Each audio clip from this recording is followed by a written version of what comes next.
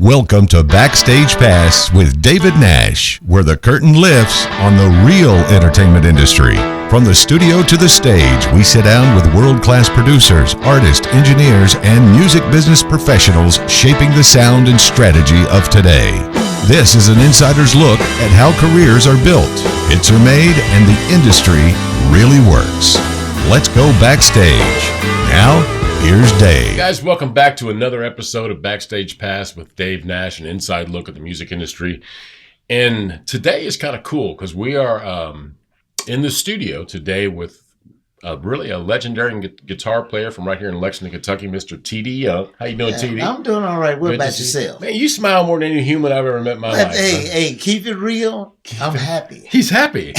Give me some happy juice because there's days that I'm just not that happy. Oh, you got to be happy. You got to be happy. Every day you get up, you got to I'm be telling happy. you, man. I'm telling you. Yeah. Well, for you people outside of this area, or maybe just people that have not been in the loop, T.D. Young is he's quite a story. I mean, a long, long history in the music industry. T.D. Young he's in the Kentucky Music Hall of Fame. Yes. He was the king of Beale Street, if you're familiar with that competition, with blues players from all over the place. They go down to Beale Street and put it on, and Mr. T.D. Young won that one.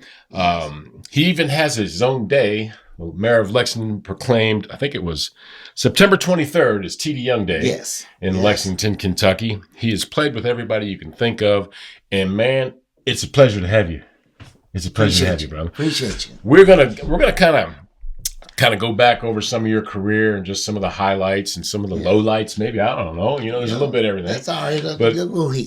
So you hail from Lexington, Kentucky originally? I'm originally from here, Lexington, Kentucky. And I understand because I've kind of looked at your history that this all started when you were just a small boy in a place called Prairtown. And Yes, we call it Prairtown, but Prairtown? it's Prairtown. But it's been announced all kind of different ways. Prairtown. So Yeah. what was going on back in Prairtown? What kind of year frame or decade was this happening? Now, see, what you're trying to do is pin my age down. Yeah, you already told me you were 90. And that's not the truth. Now, But anyway. we're looking back in the 60s. Okay, when things were real. Early 60s, and that's when we moved to Prairtown. Okay, and what?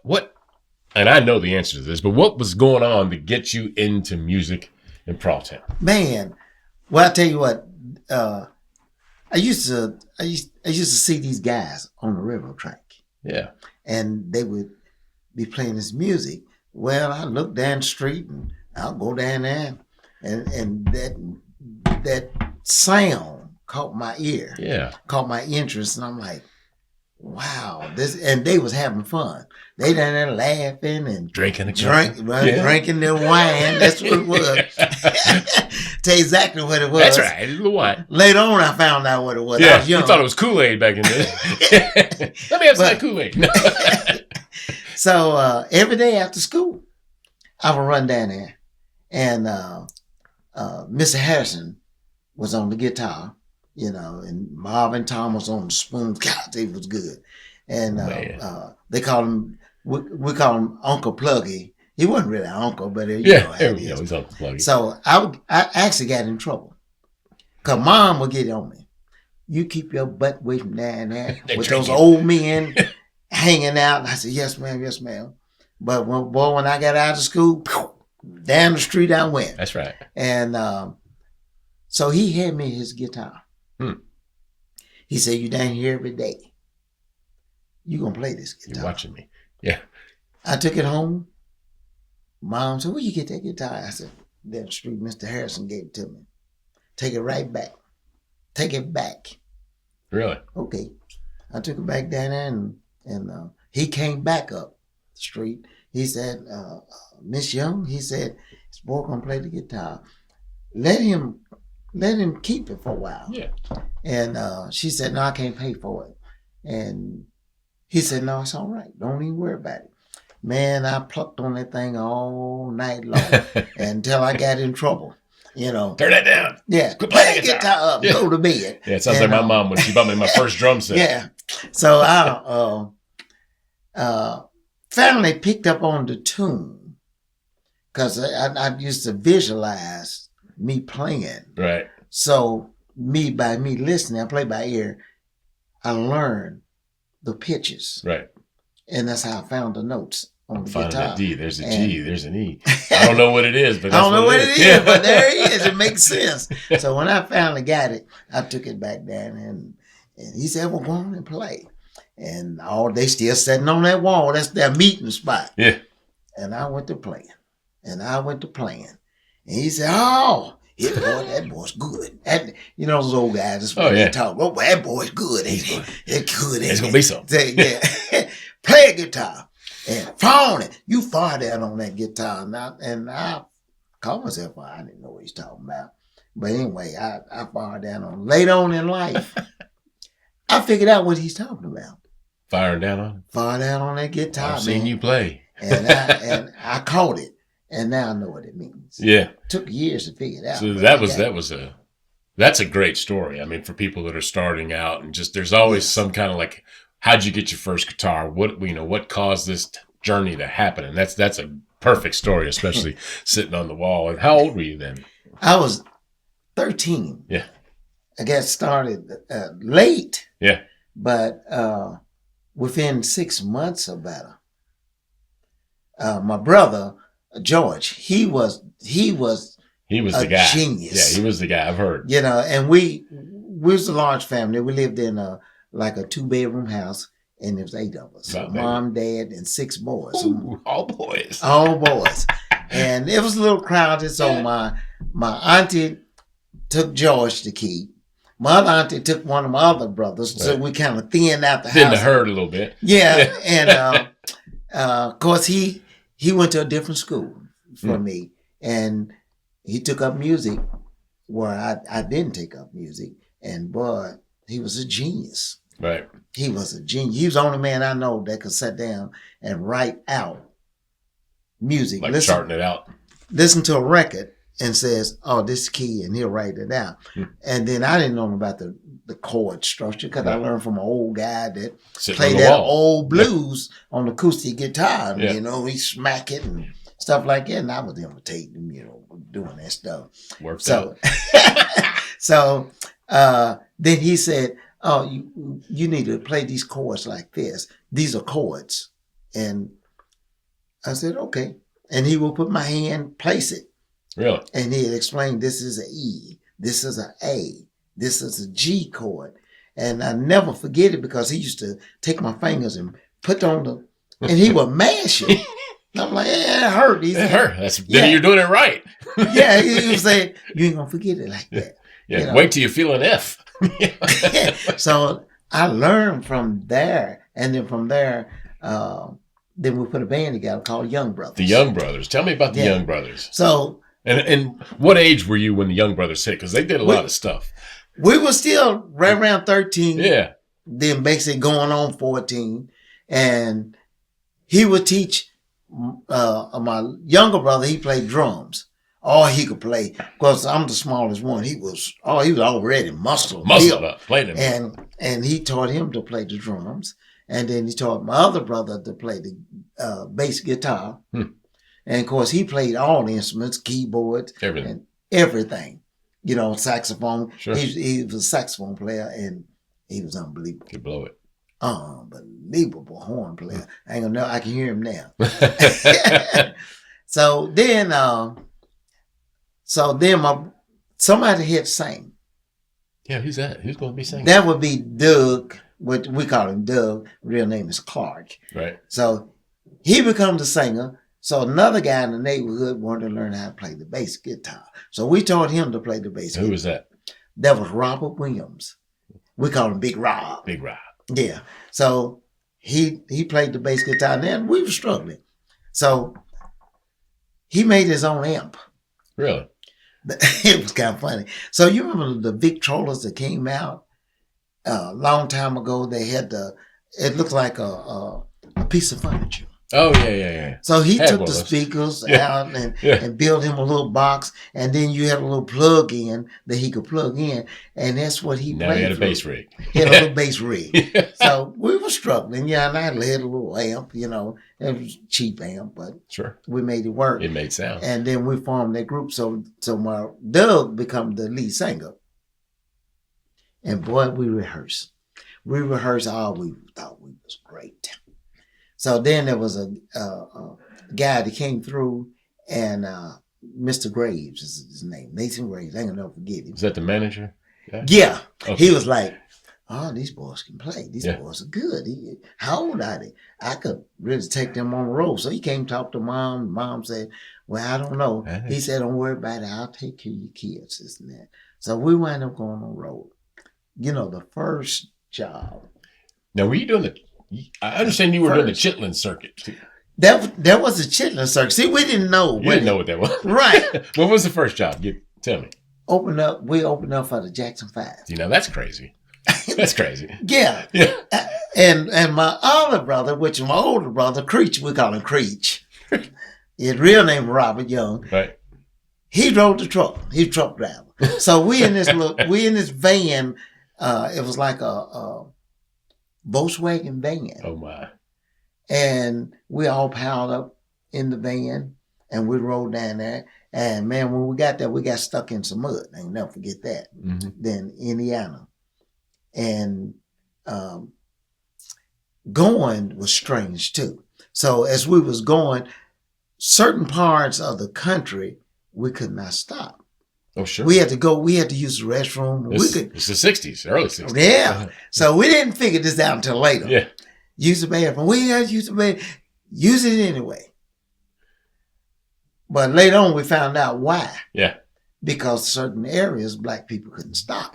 We had to keep on rolling through. So I figured that out later on. That's good. So when we get down there, we opened up for the Jackson 5. That's great. The place packed. It was at a school. Really? Gym. So the Jacksons this time they're an Indiana band. They come from what, Muncie or Gary, Indiana. Gary, Indiana. So they were like in the beginning too, right? They was just getting started too. So we was when we got there, all these people was there and security was around, and we hit that stage, but we thought the people couldn't really see us. We didn't have a clue. We did not have a clue. So we jamming. My brother, he sung, and he done a lot of Al Green stuff, and he was tough. And we walked off stage, our chest stuck out. Okay, it's time for the Jackson 5 to come up. Ooh. Man, the people get to hollering and screaming, and we like, what's going on here? Who are these guys? Yeah. Man, when they hit that stage, my brother said, he looked at them and said, They polished. They were well polished. Yeah. And we're going to be like them, we got to do a lot of rehearsing. Man, they were sharp. Oh, little Michael's dancing like nothing. He was dancing and spinning and stuff, and we was like, this is a different world. Yeah. So we got a real good lesson that day. Yeah. Rude awakening? Yes. Ain't going to never forget that, And then when we got back home, I said, wasn't a good year later, we saw them on the Ed Sullivan show. Yeah, isn't that crazy? Yeah. That is crazy. You're like, what?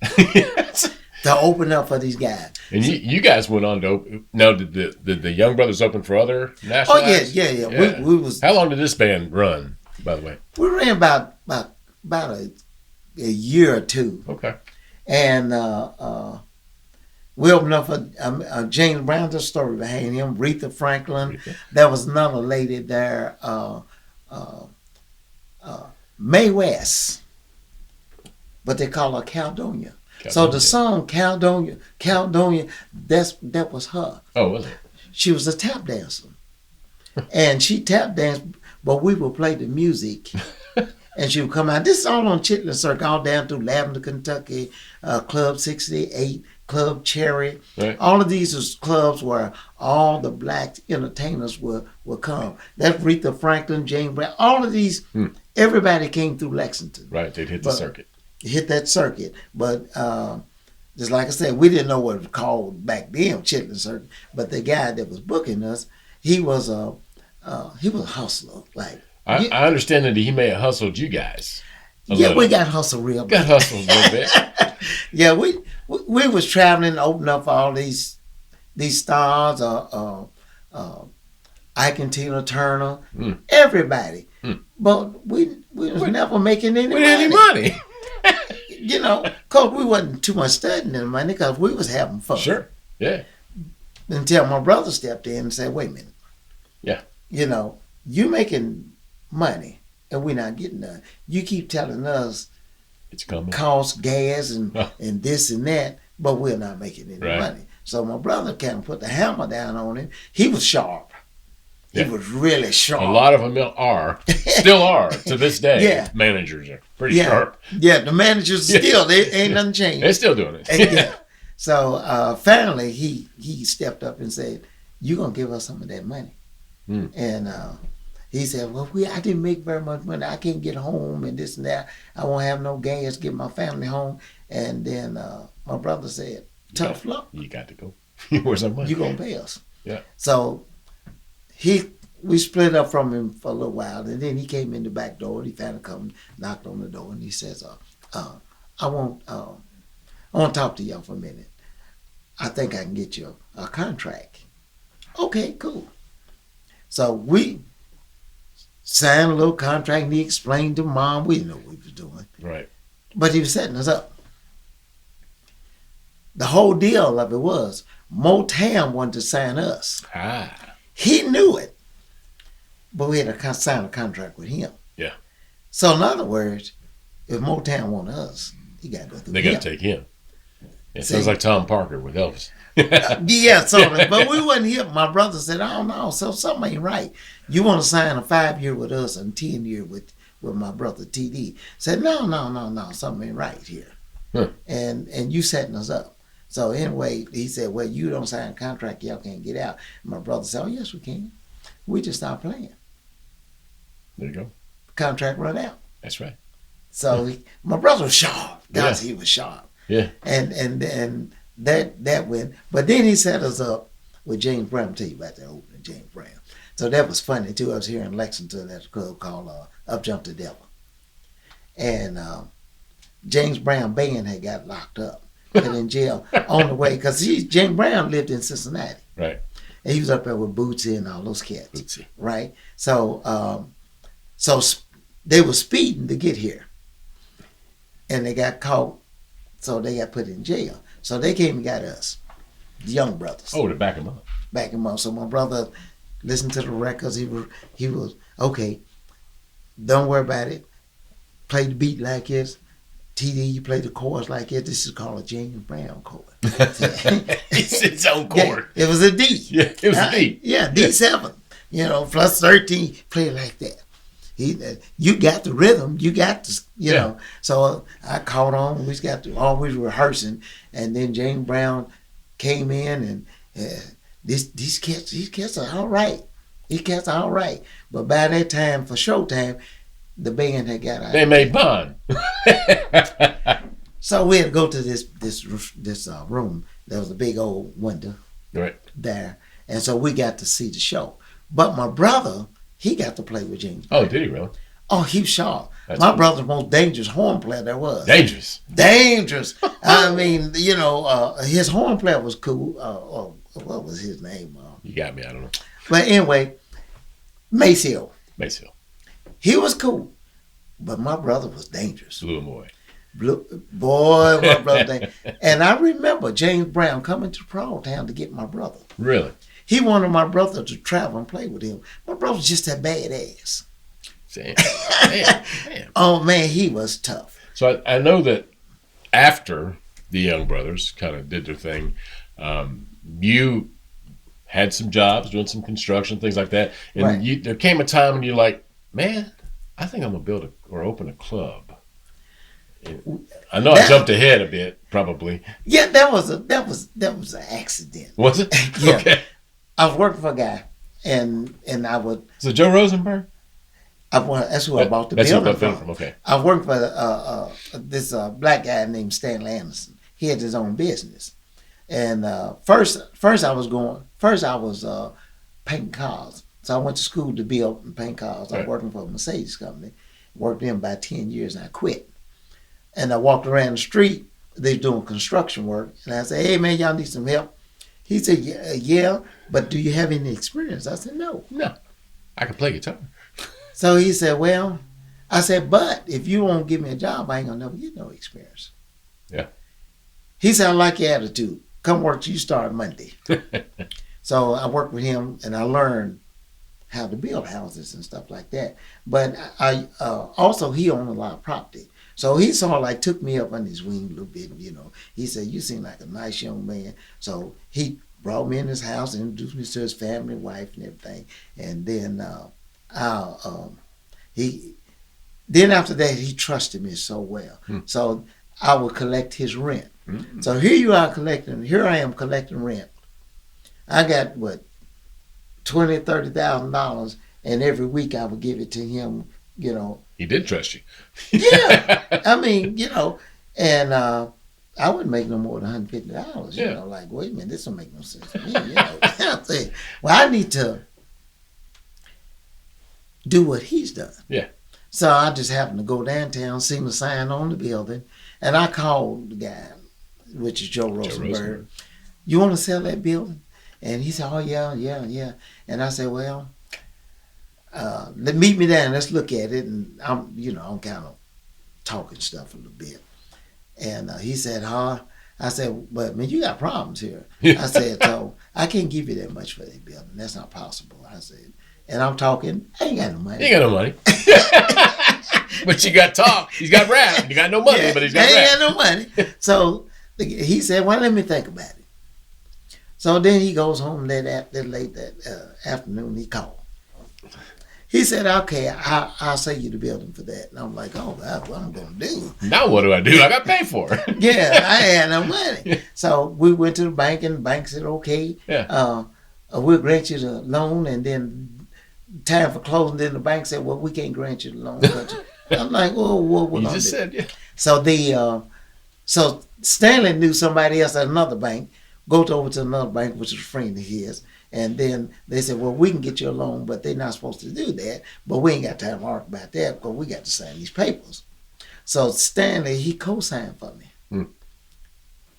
And because my mom, dad, they couldn't co-sign. They just got a new home. And they, us being poor and stuff like that, I can understand that. So he signed for me.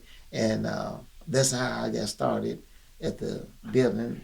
And that club has been going strong ever since. Remodeled for how many years? 42 years. And just for you that don't know, or maybe you're passing through Lexington every Monday night, TD's band is there. They are on the stage, and the club is as cool as it gets. But musicians will come from all over the place. They'll get up on stage. They'll jam with you. You've seen some incredible people play. And oh, man. It's just movie crazy. stars has been there. I mean, Whitney Houston's family. I think they live somewhere here in Lexington. Yeah, I've heard that.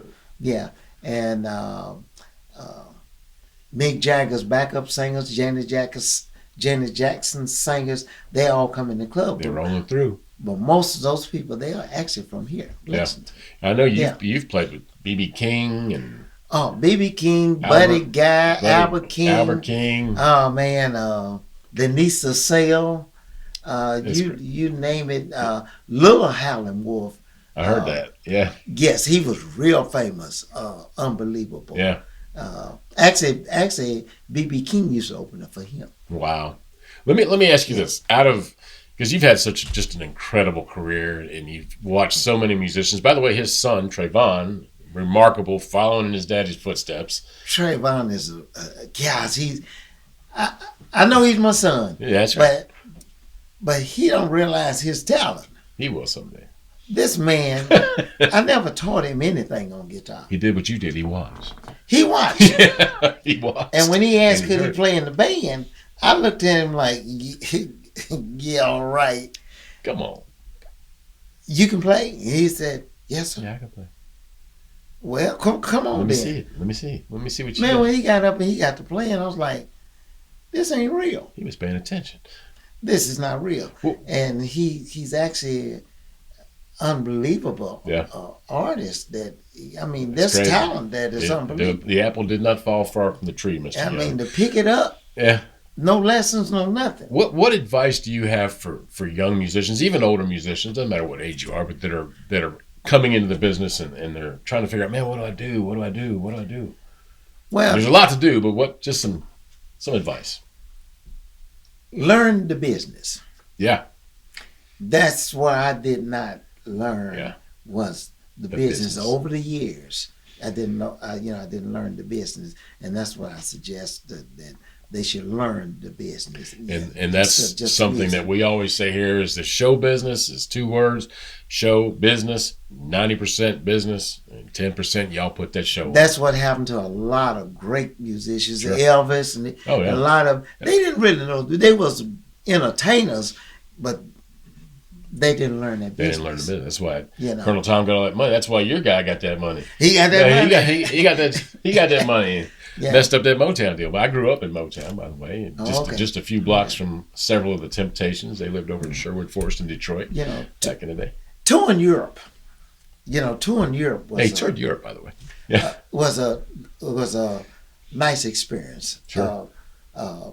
That's a blessing to get to go there and tour over there in all kind of different countries. I was over there 3 weeks. Yeah.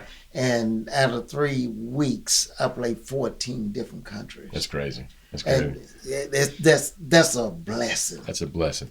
We are just about out of time. And I do want to say that because of this guy's long career, Mr. T.D. Young's long career, we're probably going to have him back. Because there's a lot to cover on this one. And hopefully we'll get some information on, get you down to the club. Where's the club located in Lexington? 266 East 2nd Street, right downtown. 266 East 2nd Street, Lexington, Kentucky. Mr. T.D. Young, legendary blues guitarist, great guy, the smilingest, happiest guitar player I've ever met in my life. Check him out online. Just look for T.D. Young. You're going to see him. He's everywhere. Come down to the club. Celebrate T.D. Young Day here in Lexington with us on September 23rd. Yes. Until next time, this is Dave Nash. This has been Backstage Pass with Dave Nash, an inside look at the entertainment business, and Mr. T.D. Young. Thank you, man. It was a pleasure to have you. We'll get you back again. Anytime. You got it. Thank you, brother. All right. I